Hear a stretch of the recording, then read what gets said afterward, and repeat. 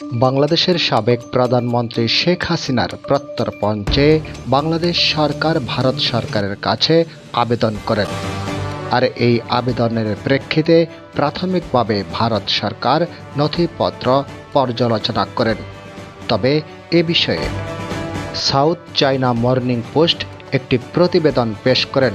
South China morning পোস্টের প্রতিবেদনে বলা হয়, ভারত সরকার নথিপত্র পর্যালোচনা করেছে মানেই শেখ হাসিনাকে ফেরত দেবে এমন কোনো কথা নয়।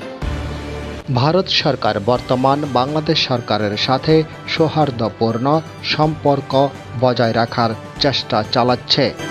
অপরদিকে হুমকির মুখে পড়ে এমন কোনো ব্যক্তিকে ভারত কখনো ফেরত দেয় না।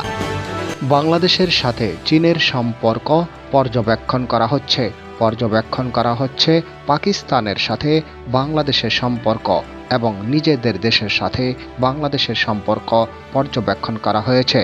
কোনো সময় বাংলাদেশের সাথে যদি ভারতের দ্বিমত হয়, তখন সাবেক প্রধানমন্ত্রী শেখ হাসিনাকে ট্রাম্প কার্ড হিসেবে ব্যবহার করবে ভারত। সহসাই সাবেক প্রধানমন্ত্রী শেখ হাসিনাকে ভারত ছাড়বে না। এ বিষয়ে আপনার মতামত জানিয়ে দিন এবং পরবর্তী আপডেট পাওয়ার জন্য চ্যানেলটি সাবস্ক্রাইব করুন। ধন্যবাদ।